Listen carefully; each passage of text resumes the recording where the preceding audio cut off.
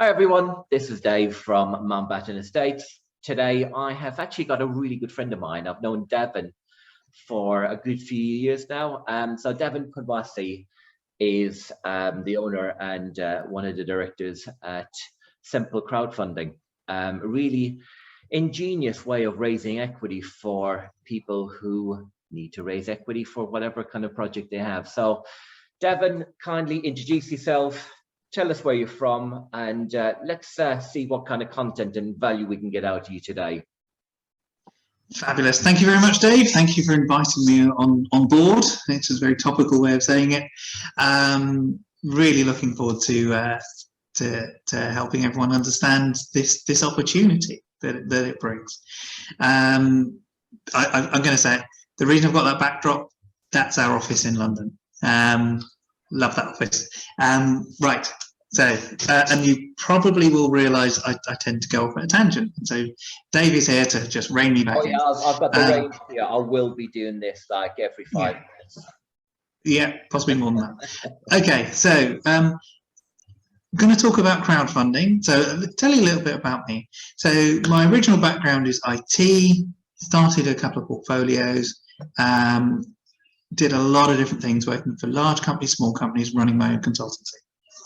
And learned a bit about property, decided that actually we needed to expand and start our own company. Now, my wife and business partner is a data analytics and CRM expert. She's been doing that forever and knows a lot about all of those kind of things, and marketing as well, for one of the biggest data companies on the planet. Right, so we decided crowdfunding is the way forward because we were going to focus on property, which we have done. We are looking at other places as well. The technical side of it, the compliance side of it, all came together, the CRM side of it in particular as well, because we're talking to a lot of people. So let's talk about how crowdfunding works. Actually, one thing I will say, we've been authorized for, it's a little over 8 years now. Originally just peer-to-peer, then we added equity. I think it's really important. I will talk about what peer-to-peer is. It's important for people to understand that, and what equity is from a crowdfunding perspective, and what the FCA likes, what the FCA doesn't like. So how does crowdfunding? I think it's quite important to remember as well, Davin, that people should realize that, you know, the FCA, they don't give this accreditation to just anyone. People have to work long and hard. You know, that's quite an important message to get across to people, isn't it? Absolutely. It is very, very difficult to get. We did very well to get that. It was a lot of work. It has become increasingly difficult. There are very few companies or platforms actually getting their authorizations now. Whether that's direct authorization, which is the harder one to get, that we got for peer-to-peer, or whether that's an AR, that's an appointed representative, where you get it from somebody, you borrow it, effectively print it from somebody else. That has been reduced, the amount of that going on. An interesting thing that it's one thing getting it, and that, as you said, Dave, it's really hard to do. It's a lot of work, time, effort, and money. Blood, sweat, and tears. Doesn't mean you can keep it. There are a lot of platforms that are no longer authorized. So it's really important to understand the regulatory landscape, the economic landscape, and do things the right way and listen to the regulators. And actually, there's more. You've got the FCA, you've got the Treasury, you've got HMRC. If you tend to take pension money, which is one of the things we do, you've got to listen to all of those and the pension regulators as well. You've got to understand the principle behind what a lot of these organisations are doing. So a lot of the regulation, it's an interesting point, is principle-based rather than rule-based. And I'll explain what that means. A rule is you can do this up to this amount, and then you have to do that. And that's relatively easy to understand, but because it's so specific, you end up with a million rules. So sometimes it's easier and sometimes better to have a principle-based system where you might say you have to be fair, clear, and transparent. Now, people can say that that's quite woolly, but it means it's about understanding the precedents, understanding the principle, what they really want to do, the spirit of the authorizations and regulations, and sticking well within them. And that's our mindset, well within regulation. Doesn't necessarily mean everything's going to work. Stuff still goes wrong. We have a property audience here, so everybody knows you find things in the ground, people fall over, prices go up, values go down, all sorts of things can happen. It's about making sure you navigate that process properly, audited properly, and you've done everything the right way. And we will talk more about that, about doing it the right way and why it's the right thing, morally as well as legally, to do it the right way. So, how does crowdfunding work? Let's talk about that. Yeah. The concept is a lot of people or entities get together, put in smaller amounts of money to create an amount of money or funds that a developer with property focused can then go and do their project. Now, when you're looking at a project, there are different levels of money. I'm sure Dave will if he hasn't interviewed people about this before, we'll talk about the capital stack. The crowd can help with certain bits, typically equity, but also peer-to-peer. I'll explain what those are later. And it means as a developer, it may mean projects are available to you that you might not normally be able to afford. It might mean that you do 2 or 3 projects instead of 1 because you're leveraging your equity by equity from the crowd. That's really what you're doing there. So what we're doing is we're looking at a developer and a project. We take them through various processes to keep it all compliant. We then market that. Now, when we're marketing that to get investors, that is financial promotion. The definition of financial promotion is an advert looking for investors, looking for investment and investors. Now, that's a regulated activity. So to do it, you should be authorized by the FCA. Simple crowdfunding is for peer-to-peer and equity. Still means we have lots of rules to follow. It doesn't mean we can just go off and do what we want. We've got to do it the right way, but it means we're allowed to do it within those rules. The other thing that means is we can then brand build. And actually, I'll come back to brand building later. Let's stick. I'll try and stick to how does crowdfunding. So what happens is we get the marketing out there. People see it. They're interested. They come to the platform and they register. Now this is free. We take them through 4 checks. There's lots of information on the platform and videos and FAQs about how it works and all sorts of different questions. And of course, we're available by email or phone to have a chat. Now, the 4 things we take a potential investor through are AML.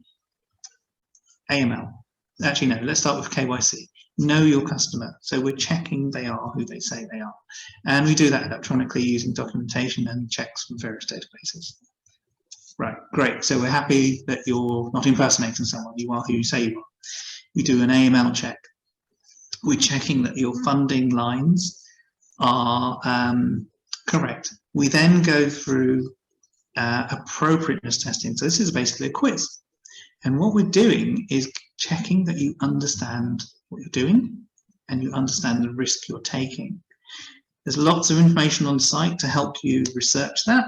There's obviously the internet as well. If you don't understand those risks, you can't come in. It's a short version. Because we want you to understand the risk of taking, what you're doing, how it works. The last one is categorization for the FCA and for us. Loosely speaking, or very broadly speaking, we know that that is sophisticated, high net worth, or retail. How we treat you is slightly different based on which of those you are. You can also be an individual. You can also be a company. Many people use their companies to invest. You can also be what we would call a trust, which would typically be a SAS, a pension. And the other thing, we take ISA money, more on ISA money later. We'll talk about SaaS then as well. So we are doing that in an audited and regulated fashion. So in the future, if somebody comes back and says, these investors in this project, did they come in the right way? Have you treated them correctly? We have all of that audited. When they logged in, when they did the test, the documents they supplied, the results of the checks, the results of the appropriateness test. So the investors come in, it's been done the right way, in an appropriate way. They then get to see a lot more detail in the project and the person. The person's really important, and the people, the team, really. So you've got the developer, you've got the team behind them, you've got their experience, what they've done before, and then you've got the project you're looking at. And if you look at that and you have some questions, which we kind of like people to have, it's a very good thing, you can ask those questions and we can get the responses to you. Sometimes we can answer them, sometimes we can point you to the information in the information we provide, in the investor memorandum. Sometimes we'll have that conversation with the developer, or the developer will do a webinar or talk to you directly. Now, the really nice thing is you've got a crowd of people in that crowd looking at the project. You will have accountants, lawyers, architects, planners, loads of different people with loads of different experience looking at what they can do.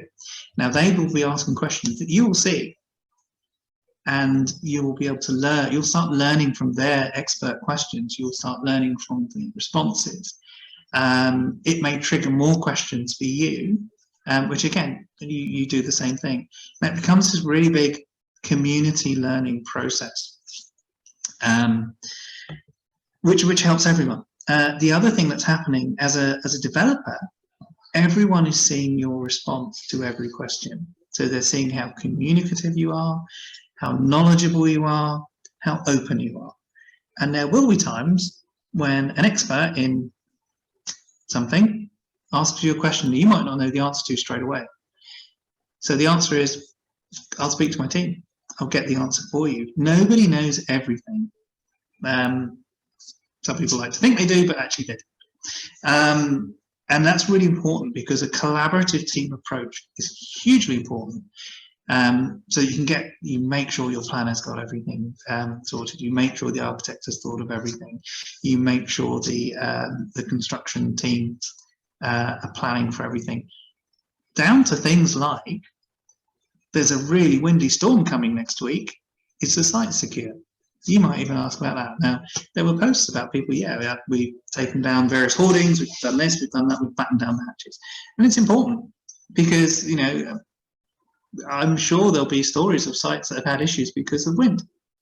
Well, obviously, we had that the last few days. And you want to know your developer is keeping all that under control and doing the best they can to keep everything under control. So you've looked at the project, you've talked to the developer, you've done all your research, you've possibly talked to other potential investors, and you decided, yeah, okay, I want to do this. You pledge via the platform, you send the money in via the platform, we collate it, and it goes off to the developer. Depending on the way it's done, we will then look for shareholdings to be confirmed, or if it's peer-to-peer, which is more of a loan structure, we will take whatever security was in the IM, whether it's first charge, second charge, something else, and we release the money. Now, what happens then? The project goes on, and what we're doing is we're getting updates and reports, possibly webinars, possibly even site visits, to the site, to the investors as well. So you get to see what's going on, you get a bit of interaction, and you see how nicely the project is going. The fundraiser, the developer, also gets to market that to let other people who didn't invest know how well they work. And perhaps next time they may want to invest. And then when it's finished, everything's done, everything's tidied up, the capital and the return comes back to us, and we distribute it back to the investors, and everything works. there is a question further on in that we're going to be talking about risk. So it's important to understand. Doesn't always quite work out as planned. That's property, but it's important to understand the risk and what happened and why. Okay, so how does one qualify and be eligible to crowdfund? Really, you go through a process with the crowdfunder. So here at Simple, what we like to do is we have an initial chat. So the initial contact could be by phone or by email or via the platform, and we'll have a chat with the developer. What is it you're looking to do? We'll talk about experience, the security of the project, and the timelines and the funding. If we're happy at that point that everything sounds like it could work, we have what we call a viability stage, slightly more formal, a few more questions. If we're still happy at that point, we move forward to what we call raise ready. So at this point, we've made a decision. We want to put this on the site. We're now going to go into deep dive, due to our due diligence on the project, the people, the companies, the relationships, depending on whether it's equity or peer-to-peer, the credit process as well. We look at the investor memorandum, so we work with the developer to get that together. We have a template. We will check all the information in it and how it is presented. So we look for things like, if somebody says this is the GDV, we will look at the evidence for that. If somebody says this is a great investment, we will change that or remove it. So there's certain things you can say and certain things you have to back up if you say them. And actually, they're almost impossible to back up, so actually you just don't say them. Certain words, this is a really good thing. If you see an advert and they talk about something being great or safe, it's a really big one. Or the word guaranteed. Guaranteed. Guarantee is the biggest one. But guarantee is an interesting one because, yeah, if you see that, it's an immediate alarm bell. Yeah. Right, okay, if you've said it's guaranteed, I want to see the evidence of that guarantee. Is it backed by a real insurance policy? Do you have the money or the funds sat in an escrow account somewhere? Something like that. That is, that's the kind of level of detail we would go to. The reality is, we just don't use the word guarantee. You can't, we have never done that. We've never allowed that word through. Now, there's a really interesting one. There was a large company, I think they still exist, I'm not sure, I'm not going to name them. And they had an advert on telly, so that's how big they were. And imagery is a big thing as well. They had an image grayed out in the background while two people were talking to you of one of those really big safes, that has like a big wheel. And that was throughout the whole advert. So constantly there's almost this subliminal safe. And safe is it's almost a bigger word as guarantee. Guess what? They got in massive trouble for that. No, and that's the kind of thing we'll look at and go, no, can't do that. Here's an interesting one for those of you who spend a lot of time in property places or property sites. Green ticks, they're not liked. Lots of green ticks everywhere. So they're very aware of that kind of stuff. What language you're using, how you're using it, what imagery you're using. Risk warnings are important. We will typically add risk warnings. Disclaimers everywhere, I can imagine. Sorry? Disclaimers everywhere. Yeah, disclaimers and risk warnings. Yeah. And the two have to kind of work together. It's got to be the right level as well. So it's really important that people, again, coming back to risk, it's a very important thing. So that's how people get to the point where they can crowdfund. And it's also making sure that it's the right crowd for the product. So if somebody came to us and said, I'm starting a new ice cream business, we wouldn't be the right place to crowdfund for that because our crowd is property focused. they may be able to have other focuses and interests as well, but it's unlikely to be the right place. So typically we would then point people out, here's a couple of platforms that would do that type of business. Which is, it's just the right thing to do, to help get people funded. Fundraisers increasing their chances of being funded. So there's an interesting one. This comes back to what a lot of people talk about: know, like, and trust. So let's look at the first one. Know who, K-N-O-W. Who are you? Have you got a website? Are you on Facebook? How open are you? Now, it doesn't have to be you personally. It helps, but it doesn't have to be. Some people really don't like that. But the reality is, people want to know who you are. You can have a brand only. In an ideal world, you have a brand and you have a personality. So they know the people behind the brand, they know the team, they've seen what you've done, you've talked about it. And you can be in various webinars and organizations where you can talk about your experience. So that's a big one. Like, what are you posting? What are you talking about? Is it pleasant? Is it negative? Is it positive? Are you friendly? Are you telling us we should all go back through all our Facebook history and delete all those drunken pictures? Take them all out. Well, drunken pictures aren't necessarily a bad thing, because that's about having fun, right? And there is that question of also be the authentic you. Yeah. Right. And that's the reality. Just be you. Be positive. And not everyone will like you. I mean, we're heading off into completely different territory here. Not everyone will like you, but you're better off being you. That's the honest answer. And if people don't like it, that's their problem. And the reality is, you'll find plenty of people who do. Yeah. And you'll be happier about being you. We could do a whole thing about that kind of stuff, but maybe that's another chat. So know, like, trust. Show that you've done the right thing. Have integrity. When it goes wrong, be open and honest about it. Fix it as best you can. This is a big one, right? Property stuff goes wrong. It happens. If you've got someone in property saying, I've never had a problem, it's always worked. Okay. That to me is really okay. Now, you can have a problem and you can fix it. That's fine.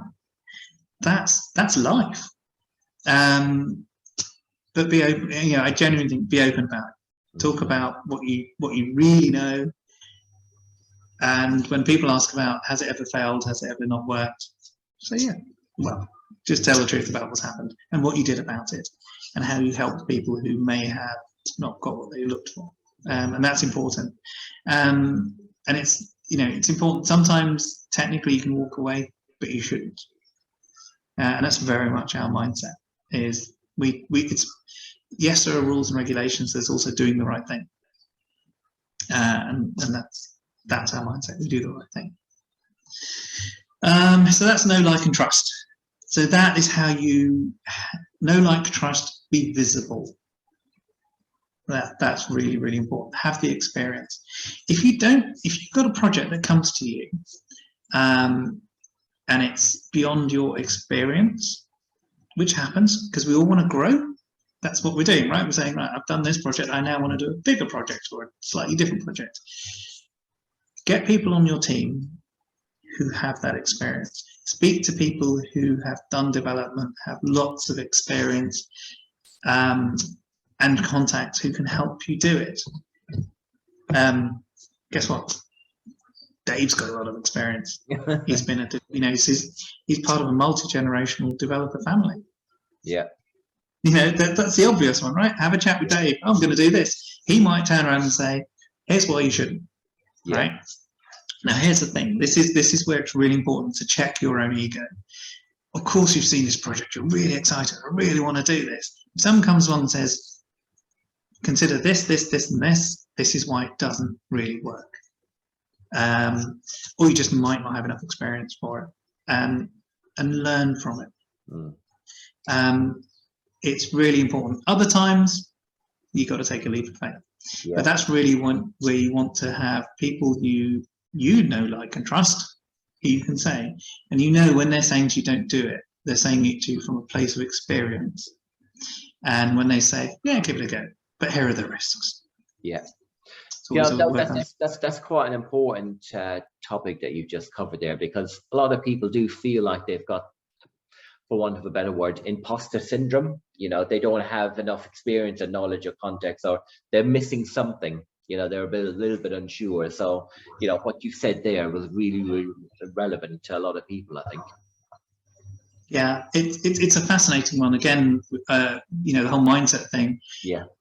It can go both ways. You can have imposter syndrome. You can be far more capable than you realise you are. You can also be the other way and actually sort of be a little more confident than perhaps you should be. And it's difficult to know. And that's where you want basically people who know the environment and know you and will just tell you the truth. Friends who tell you the stuff you don't want to hear. Yeah. And that's another thing I think is really important to understand. Who is simply being charming and telling you what you want to hear? Time to step back and ask some questions. Yeah. Are they really an expert in what they're talking about? Have they actually done it? Yeah. So that's important. And experts and people you're asking for advice should have no problem with that question. They really shouldn't. If they do, bit of an alarm. Right. Security. Good question. Depends. It's a short answer. So in crowd, it will depend on the platform. So we vary because we're very unusual. Actually, we're really unusual. We do equity and we do peer-to-peer. That's something we'll talk about more coming out.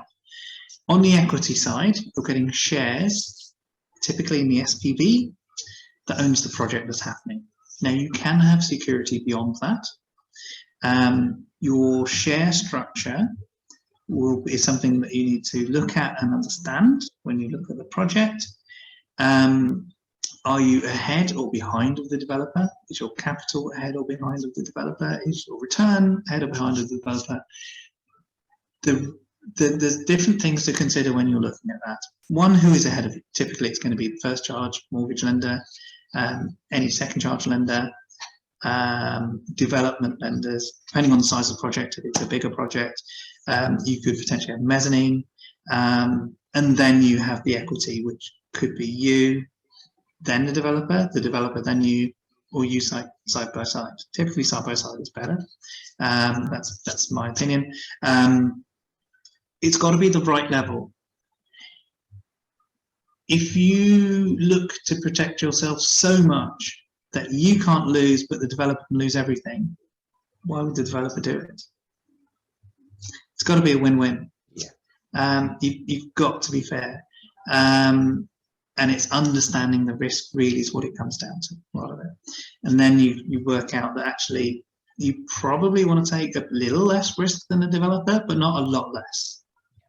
If you're bringing equity. If you're bringing equity, it's equity risk.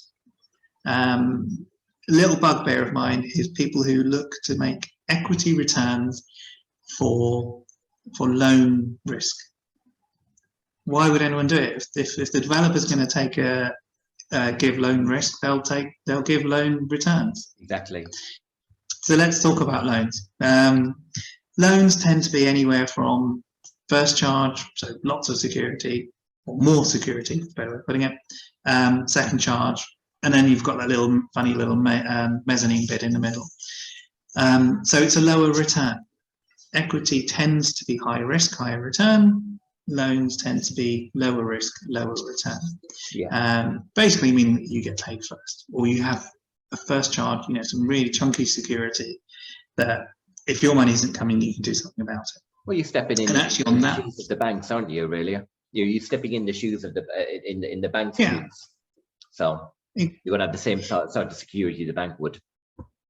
Exactly.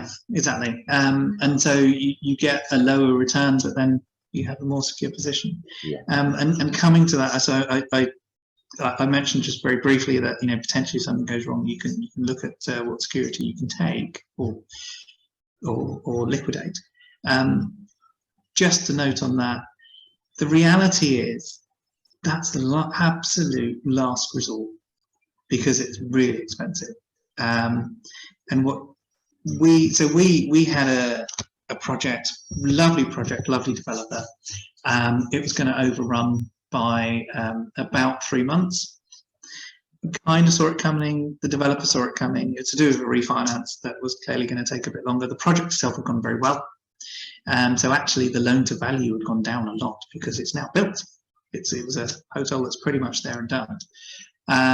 So the thing to do at that point, what we did, we just had a chat with everyone and said, well, the security's good. The developer's happy to continue paying the interest rate. You don't have to go look for somewhere else to get your interest from. We'll do that. So for 2 months, the interest rate didn't change. Everybody won. But the third month, it did go up a little bit, but a little bit, just enough to say, come on, finish this. And he knew it was going to get finished. So everyone, again, everyone was happy. He was happy to pay a little bit extra because he knew it's finishing. Yeah. The lender's security position was even stronger because it was finished. Yeah. And they're getting a little bit of extra money, and they don't have to go find somewhere else for it. Everybody wins. That's what you should always be looking for in everything. If somebody's losing, it's not good, because everyone, investors, lenders, developers, and then the technical teams within that development team, everyone needs to win. And that's the way to keep things moving forward. Again, moving off into mindset and team building and all of that. So security is really important to understand. It has an effect on the risk. You really need to understand risk, what it means. If someone tells you there is no risk, one, that's advice, which they are very unlikely to be authorized to give you. And I think it's typically not true. Everything has risk in life, everything. Do you suggest to people that they need to take independent legal advice when it comes to these type of investments? Yeah, if you're not sure, absolutely get advice. I think it's important to understand who is giving that advice, that they are authorized to do it, and what their goal is. Yeah. So, it's an interesting one. If you said to someone, never invest, there's no risk. Well, there's no risk perhaps to an advisor. Although the reality is, if you've got money sat in a bank account, what's it doing? Now, it's really important to understand the difference between a bank account, an investment, and various different other types of investments and places to put money. They're incredibly different things. So it's almost impossible to compare them. And that's why you should get advice and understand the different things and where you're putting money in and or not. Okay, so how does the ISA work? So one of the things, we have a direct authorization for peer-to-peer. We then got an authorization to become ISA managers. Now, ISA stands for Innovative Finance ISA, Individual Savings Account. What that means is it's basically designed for peer-to-peer. It means we can allow you to either transfer or add in cash, if you've got space in your yearly £20,000 limit, into an ISA wallet and then lend it into a project. The tax-free status stays, the project happens, the return comes back out, sits in the wallet on our system, and you have a choice then, still tax-free, you can put it into another project, or you can transfer it out, or you can just wait for another project. So all of a sudden, there's you have more options, different risk, different things. And the key one is obviously with all of this, there is no FSCS guarantee. It's important to then understand what security can we offer, and that's project by project. So it's understanding, is it first charge, second charge, and weighing all that up, and that's a decision for the individual to make. And that's a really big thing with crowdfunding. It's about the individuals having the decisions and the ability to do these things. Now, the decision is about getting information, asking questions, researching. The ability is where a project might need £200,000, might need £3 million. If you're the only investor, you've got to bring all of that. And if you haven't got it, it's not going to happen. So it cuts out a massive swathe of people. With crowdfunding, it's designed to allow people to say, well, actually, I've got 10K. And I know you're looking for 3 million, but I'd like to put my 10K in. And eventually, as long as everything works out, enough people put money in. That's a slightly extreme example. Let's say 5K and it's a 100K raise. People get involved. And the term, I do like the term, it's democratizing investment. It's allowing everyone, within reason, they've got to understand what they're doing. And they've got to be able to put a little bit in to get involved. Yeah. And it's about getting that information out there so they can make that decision. It's not always right for everyone, but it's nice to have the opportunity. It's opening it up. The other thing that then happens is, of course, you get to learn, you get to work, be part of the process, see how it works. So I think that's it.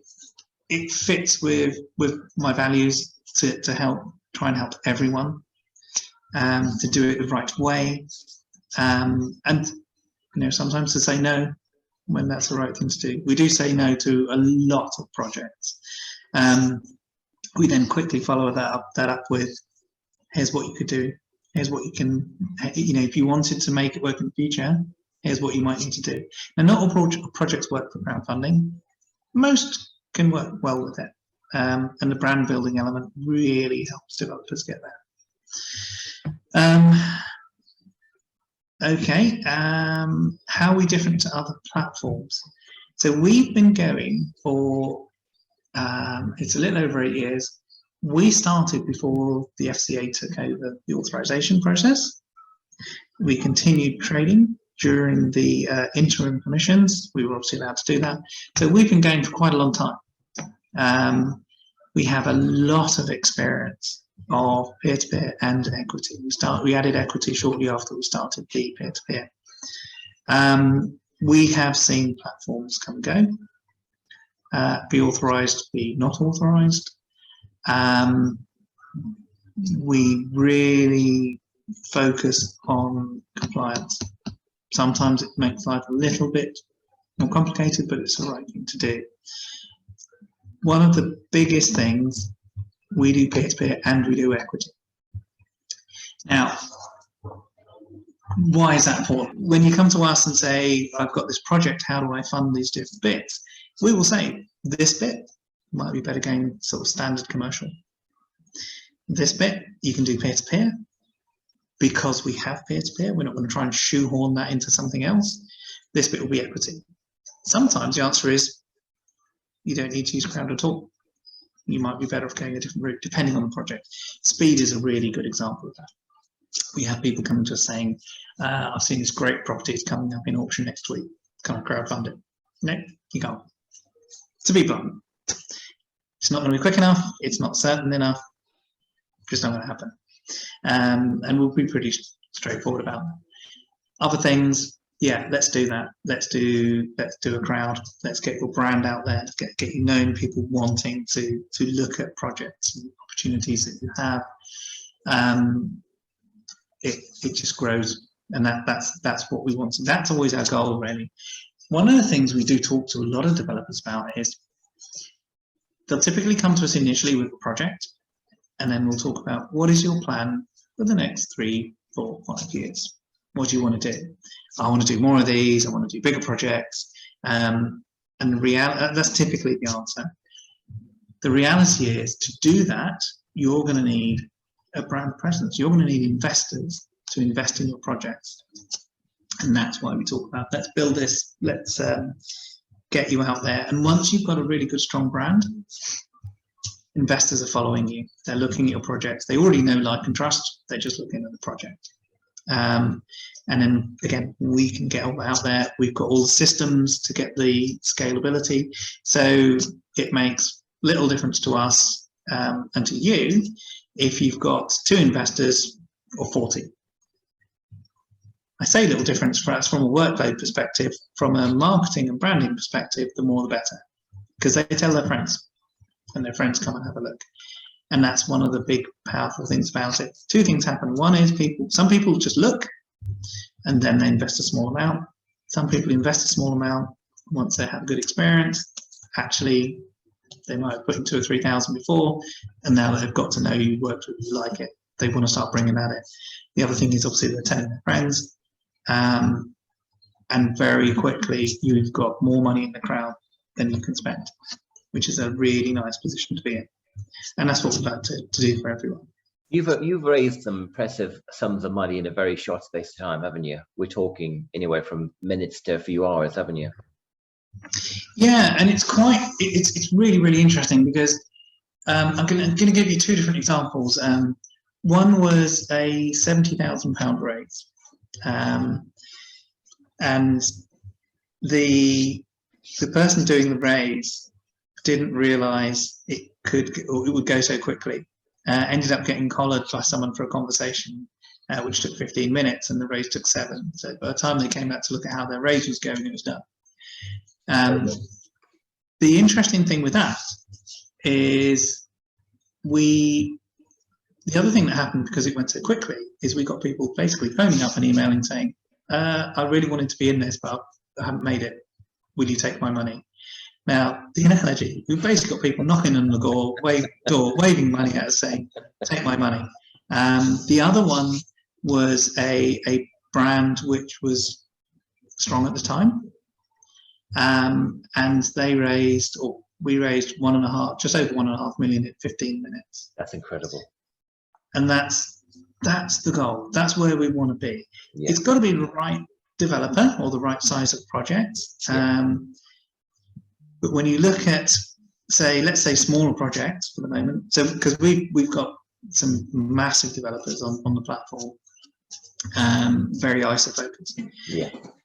But we've also got smaller ones, and if you need 100k, and then you've got people saying, well, I can see you're doing, it might be a big bungalow conversion, for example, and I really want to get into that. And you say to them, if you invest, you're in the project, and you can then add a course. So that's something we pioneered a long time, shortly after we started, so that people would come on board and they get to learn, and they actually see a lot of what's going on, and they choose afterwards, maybe I'll do some more investments with this developer, learn more, maybe I'll do my own. They can work out when that time comes. Now it's nice because it becomes a warts and all scenario. Stuff goes wrong, we talked about that, we talked about risk. So you get to see how people deal with issues. What do you do? Who do you negotiate with? The example I really like for that, when we talk about stuff can go wrong, is I think was it King Richard IV in the Leicester car park? Oh yeah.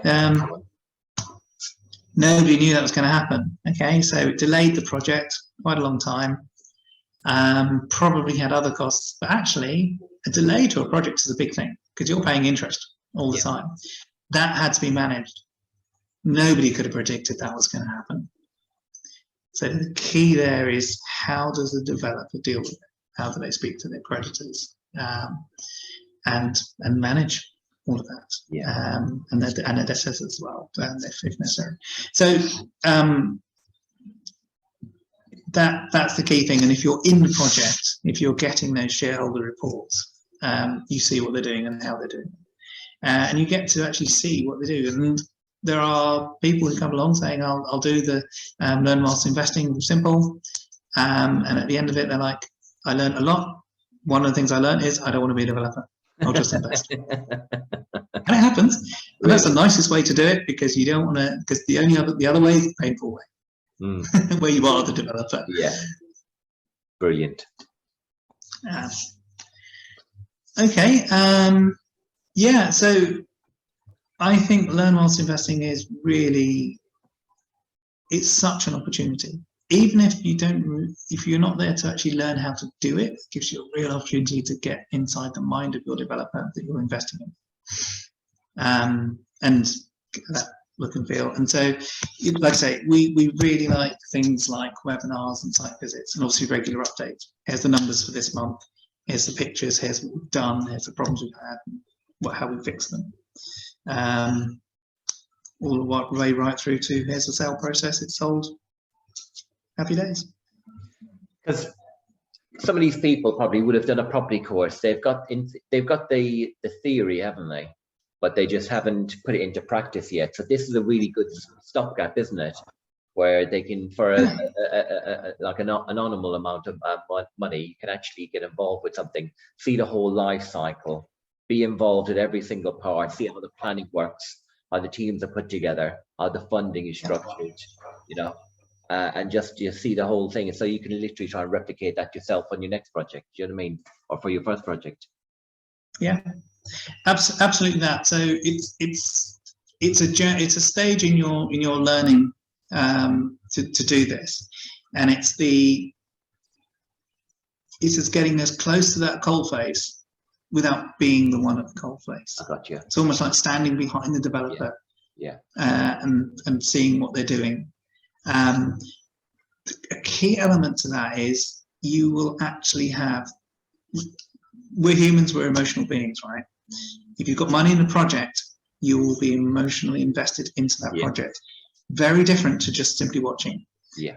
You know, if you're getting reports and you're simply watching, but you've got no money in it, quite passive, isn't it? Yeah. Probably not even going to watch them, right? Yeah. You've got money in there. Okay, you're awake. You're attentive. You want to know everything that's going on, and that's important. It is, yeah. And it's important to go through that as well, and understand that actually the developer is really experiencing the next level of that, because they've got money, time, sweat, blood, tears, and other people's investment in that, all sitting on their shoulders while they're doing it. And so the human element of all of this is hugely important. Learn whilst investing helps you get that much closer. Brilliant. Davin, I've actually learned a huge amount. Really insightful, packed with knowledge. I'm sure everyone got some real good quality content, some good learning from all this. Davin, if I was to ask you who are you looking to connect with, and how do people connect with you? Can you just tell us how people can connect with yourself? So I think people we can help with our knowledge from the last, I'd say, 8 years of doing this, but actually we have small portfolios we built before that, and very small developments.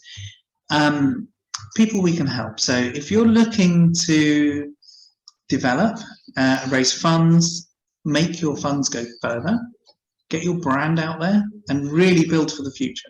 That's what we want to do. It's building your presence, getting your projects going the right way, and getting that crowd to follow you. We can absolutely help you. We are, like I say, we are equity authorized, we are peer-to-peer authorized, so we've got that spectrum covered properly. No fudges or workarounds. So we will look at doing it absolutely the right way. The other one is investors.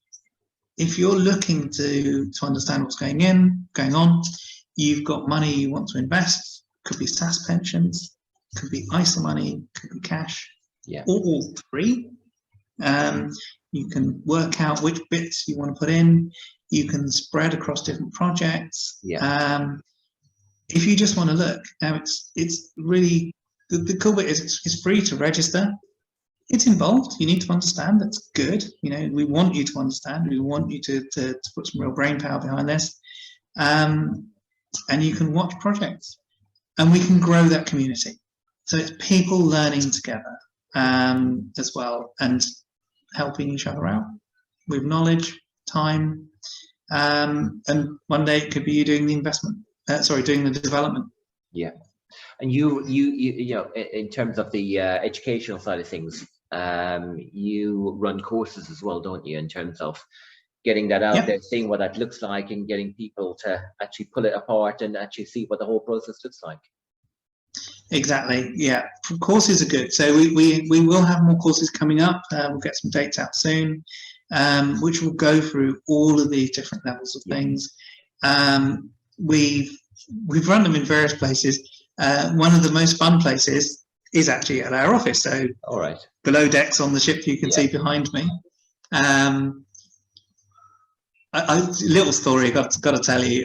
So we one of the courses we were running, we're in what's called the courtroom. So it's a wood panelled, it's a beautiful room. It's got all sorts of livery silverware in there. If you know what liveries are, typically based in London.